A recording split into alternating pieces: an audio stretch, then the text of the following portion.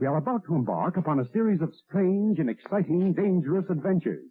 Adventures that will lead us to all parts of the world.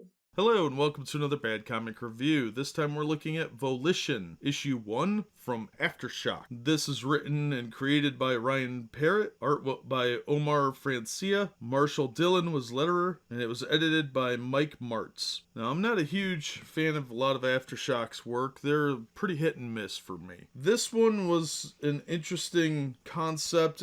There's obviously a lot of subtext and political overtones that could be drawn from this, so you have to kind of look at it from your own perspective. I thought it was an okay book. So the basic premise is that we're in the future, 2128 AD in Chicago, and robots have gained self-awareness. They are able to have consciousness and are basically considered a life form.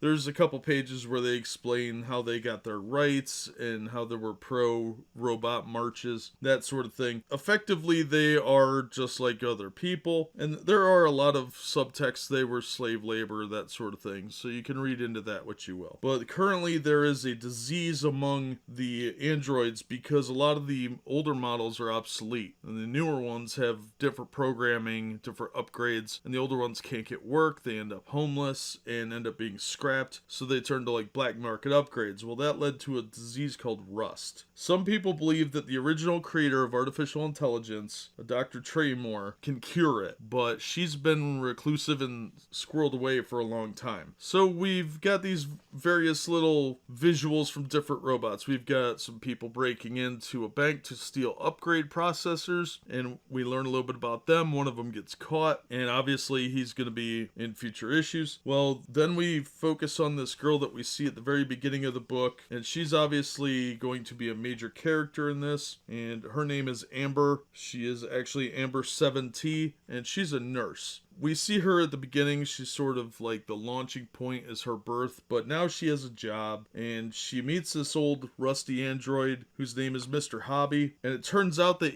he has advanced rust. He's going to die, and he mentions that he failed Elizabeth Traymore. Well, he gets a hold of Amber and injects her and passes off some sort of weird vision or memory to her, and her boss doesn't like that very well, and that's effectively the story of the first issue. It's really good world building for a part 1, but I can't really decide if I like it or not. There's definitely some political overtones here that could go really bad in future issues, and it could just end up being very heavy-handed political propaganda. But overall, I thought it was a solid book. There were a few weak spots. Some of the dialoguing was a little heavy-handed or open to interpretation that from certain perspectives could look kind of heavy-handed politically, which is I think actually what they intended, and it could have been done a little more subtly over the course of several issues. So if you're going to do stuff like that, dial it back a little and go a little slower. But the art was pretty solid. It's digital art, but it has a very European influence, so it looks more painted, and I thought it has a lot of potential. There's some really cool scenes in there. Some of the coloring is really well done. It's not overly bright, and the older robots do look worn and have a more boxy look, so it definitely had a lot of potential there. So visually it was pretty solid, and that's okay. I'm willing to see where they go with this, so I'm definitely going to check out issue 2. This is a recommend. It's not going to be for everyone. If you like stories about androids and artificial intelligence, it has kind of it's not Blade Runner. There is some grim darkness, but it's definitely not a Blade Runner type book. There's no real cyberpunk, which kind of surprised me because I thought cybernetics on humans, cyborgs, would be an interesting middle ground, almost like a half racial storyline that would have been more interesting than just robots versus humans, which has been done quite a lot over the years in various science fiction media. So I thought it was good, and I would recommend it, but it wasn't great. So you're not going to get blown away, but it's a solid story, and it's reasonably entertaining. I didn't feel too ripped off. Probably not worth $4. It's probably not for everyone, and there are definitely some undertones of politics here that could be really, really annoying, especially because AfterShock's done stuff like that before. I would be a little hesitant with future issues, but this one I thought was pretty decent. And that's going to do it for me. As always, thank you so much for listening and supporting the channel. If you like what you heard, give us a like, consider subscribing, and share it with your friends, and we hope to see you on the next one. We are about to embark upon a series of strange and exciting, dangerous adventures. Adventures that will lead us to all parts of the world. Hello and welcome to another Bad Comic Review. This time we are looking at Volition issue 2 from AfterShock Comics. This is from the 2018 series, written by Ryan Parrott, who's also the creator, Omar Francia, artist, Marshall Dillon, letterer. Omar Francia did the cover, comic crafted logo design, Charles Pritchett was production, and Mike Martz, editor. Amber 7T wakes up after having a little bit of a flashback memory of her and her human boyfriend. She wakes up in the decommission facility in Chicago, and of course this takes place in 2128, so being an android's not as big of a deal, but she's not in there alone. The technician in there is trying to steal her eyes, and once she gets past that hurdle, she has to get out of the facility before the response team arrives to the alarm that she may have set off. And who does she find in there but Hale 19, also in there for decommission. He trusted the wrong people, and look where it got him. So after some unfortunate rallying, you have to really see that to believe it. When the response team does show up, her and Hale are already on the way out. After they escape, it looks like there's no record of her being there, so she's not supposed to be there, which we know because the doctor tried to kill her last issue. And the doctor decides that he's going to hire a team to go get her, and not in a fun, happy way. It's more of an assassination team. So, does she hold the secret to Rust, or is there more to the story than that? And there's also some cops looking into the secret illegal dens that are doing these unauthorized upgrades that it seems to be what is spreading Rust. So whatever Rust really is, it looks like Amber 17 may have some of the answers. And also we do learn that she has a non-hostility program, so she's actually not allowed to hurt anyone. It's part of her programming, which actually is pretty interesting. So she has to team up with somebody like Hale, who can hurt people, because she's not allowed. It appears that's because she was a nurse, but she's a lot more state-of-the-art than he is, which means she's quieter and more nimble, and he is big and clunky. This has been actually a shockingly fun issue. I was really surprised. Aftershock is pretty hit and miss for me, that usually more miss than hit, but this was a fun issue. The visuals are good. It definitely has some manga influence in here, but there are times when it just looks like really good art. So I'm willing to forgive some of the more manga aspects in favor of giant robots smashing things. I thought this was pretty fun, actually. I was pretty impressed with it, and I'm looking forward to reading the next issue. That makes this a recommendation. I would recommend picking up the first issue as well if you're going to read this, because it's going to make a lot more sense. But if you come across this one, there's a little bit here to fill you in, kind of the basics. You're not going to get the whole plot as to her uncovering some information from a dying droid from last issue, but you'll get the general gist that she's on the run from some bad people, and she's looking for this doctor that everybody thinks is dead. So I think that makes it worthwhile. I thought it was a fun book, and it's got giant robots in it, so really you can't go wrong. Action, adventure, and robots. What more do you want in life? So I'm going to recommend it. I thought it was fun. The cover's pretty cool, but it doesn't really give as much detail to the depth of the story. The book's worth checking out either way. But that's just my opinion. As always, thank you so much for listening and supporting the channel. If you enjoyed the video, give it a thumbs up and subscribe so you don't miss future reviews, and we hope to see you on the next one.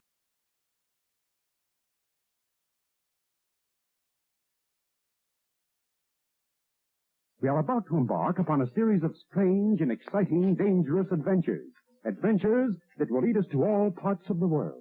Hello and welcome to another Bad Comic Review. This time we're looking at Volition issue 3 from AfterShock Comics. This is from the 2018 series, created and written by Ryan Parrott, Omar Francia, artist, Marshall Dillon, letterer. Omar Francia did the cover, and comic crafted the logo design. Charles Pritchett, production, Mike Martz, editor. So we get a little glimpse at the past when Dr. Traynor first invented artificial intelligence, and then we jump forward into the present where Amber is running out of power. It's up to Hale to help her, and it looks like the bounty hunters are after them. They interview Amber's parents, and Hale gets reunited with his old gang. It's pretty crazy from there. Pretty standard stuff, really. This is a middle story issue. Hale's loyalty is put to the test, and his ability to keep his word and his honesty are also called into question several times. And members of his own gang are probably not going to be as forgiving as other members. But all in all, a pretty solid story. The art is very good. It has the same feel as the other issues. The cops in the story are kind of annoying. They're a little bit of a stereotype, but pretty decent read. It's an interesting storyline, and it is fairly compelling, so I like this. I like the art style in the sense that it really does portray the characters well. It has a very manga influence that I don't particularly like. It is well done for the style that it's in, so I'm going to recommend this issue. It was fun, but you're going to have to read issues 1 and 2, or at least issue 2, to really know what's going on here in this issue. But I think it's worth tracking down. I had a lot of fun reading it. AfterShock is a real mixed bag most of the time, but this was solid, and I thought it was pretty fun. It's turning out to be an interesting world. Some of it's a little bit silly, but overall it's a decent read, and I thought it was fun. So that being said, that's just my opinion, and as always, thank you so much for listening and supporting the channel. If you enjoyed the video, give it a thumbs up and subscribe so you don't miss future reviews. If you want to help the channel in other ways, links are in the description and on the About page, and we hope to see you on the next one.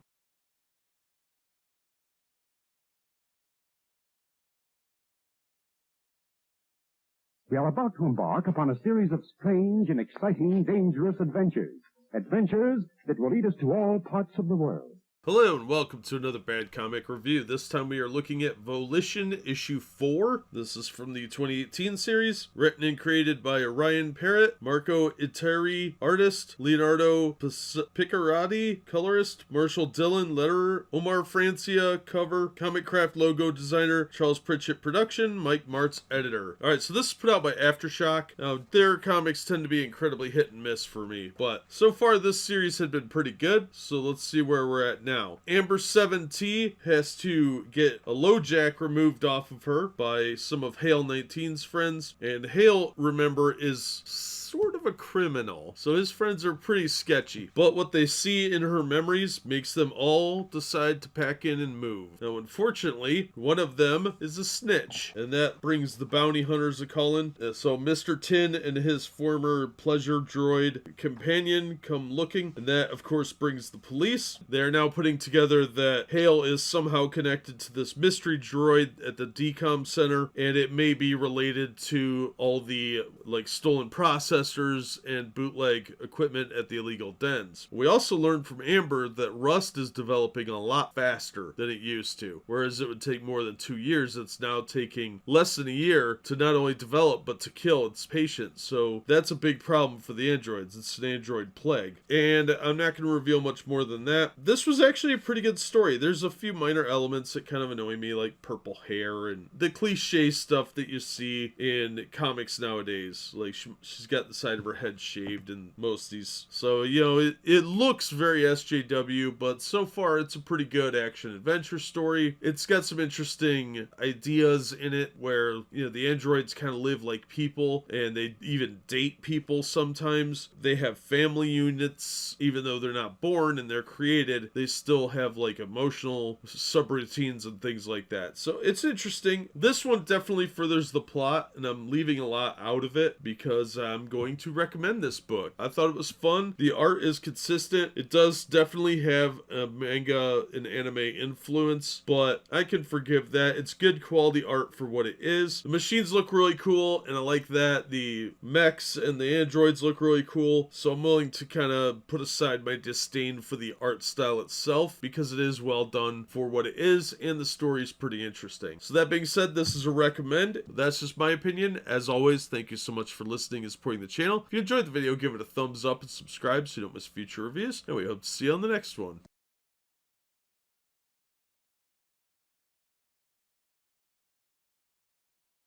Hello and welcome to another Bad Comic Review. This time we're looking at Volition issue 5 from AfterShock Comics. This is written by Ryan Parrott with Marco Itri on the art, Leonardo Pesarodi, colorist, Marshall Dillon, letterer, Marco Itri did the cover, Comic Craft did the logo design, the editor was Mike Martz. I like the cover, it's cool, solid. It does give you kind of an idea what you can expect in this issue. Well, Amber 7T and Hale 19 go to see one of Amber's ex-boyfriends boyfriends, who's a human. He's not an artificial like they are. And they spend the night there and posing kind of as a couple, and the ex doesn't seem to mind too much. He's got a kid. And then we jump around a little bit, and they go back to the church to find out what's going on, but the bounty hunters have caught up with them, and it doesn't go well. And meanwhile, the boyfriend isn't quite the nice guy he seemed to be, and we learn a little bit about Amber's past and how her mom got rust, and things go kind of south from there. I'm trying not to give away too much because there are a lot of twists and turns in this issue, and they are really, really interesting. This story is fun. This would actually make a pretty interesting movie, I think. I've had a lot of fun reading this series. There's a few issues I would take with really minor things in the series. Overall, it's been a lot of fun. There's areas they could expand on, areas they could kind of alter, but next issue is supposed to be the end of the story arc, and it looks like there's enough in here that it could go on for a while. So I'm hoping that the story is going to be wrapped up in a good way and that it'll be worthy of getting a trade paperback, because so far I'm probably going to pick it up in trade paperback. So this issue's a definite recommend. They do a decent job of kind of bringing you up to speed on what's happened very loosely, but you'll get the idea. You could come in here, pick up this issue, and say, hey, alright, I kind of know what's going on. It's a little vague, but there's enough there. So if you get a chance, pick up the whole series up to this point, because it's been really solid. Hopefully the payoff is worth it. AfterShock's generally a really mixed bag, but I'm liking the art style quite a bit. I think it's got a lot of potential. It's not my favorite, but for the style that it's in, it is very solid, I think. And I'm looking forward to the next issue. So that being said, that's going to do it for me. As always, thank you so much for listening and supporting the channel. If you enjoyed the video, give it a thumbs up and subscribe so you don't miss future reviews. If you want to help the channel in other ways, links are in the description, and we hope to see you on the next one. We are about to embark upon a series of strange and exciting, dangerous adventures.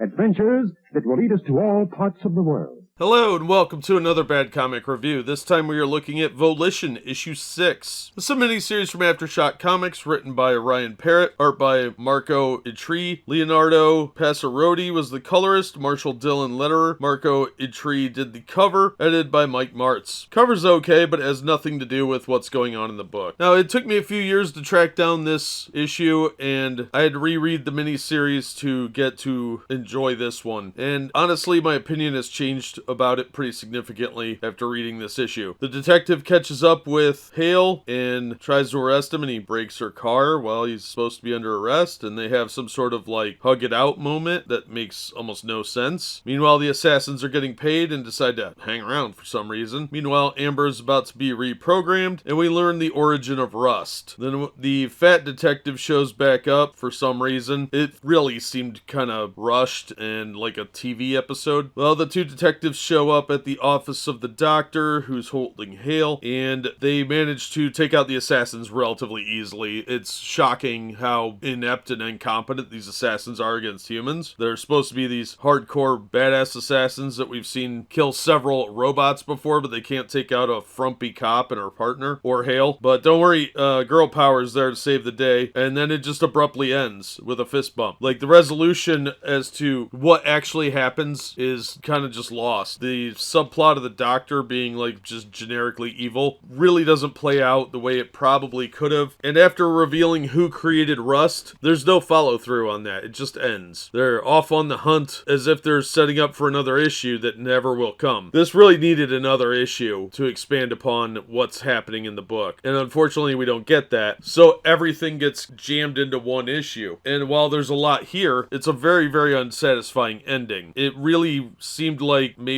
the writer saw some TV episodes of a cop drama and decided to just mimic that, because it really had a rough segue there where the cops show up and take out these assassins with almost no work. It was a really disappointing final issue to what could have been a decent story. So I would say my opinion on this is don't bother. It's an okay dollar bin book. If you get all 6 issues out of a dollar bin, it'd be fine. It's entertaining enough, but there's a lot of dangling plot threads and unnecessary parts parts that don't make a lot of sense in the totality of it. So I was a little disappointed with that. Maybe if there had been another issue to expand upon and find out what happened with the creator of Rust, it would make more sense, but as it is, this is a really weak finish, and it looked really, really rushed. The art's fine. It's good for the style that it's in, and the artist draws androids really well, but the storyline just seemed cobbled together and forced. So I'm not going to recommend this. Despite what I said about the other issues, the ending just doesn't fit, and it doesn't work very well, and I found it very, very disappointing. So don't pay more than $1 an issue for these, and they're really not worth hunting down. It's more of an impulse purchase. So unfortunately, this is yet another series that had potential and started off fairly strong and then just fell apart at the end. So that's going to do it for this one. Thank you so much for listening and supporting the channel. If you enjoyed the video, please hit the like button and don't forget to subscribe so you don't miss future reviews. If you'd like to help the channel out in other ways, links are in the description to various support methods. And as always, we hope to see you on the next one.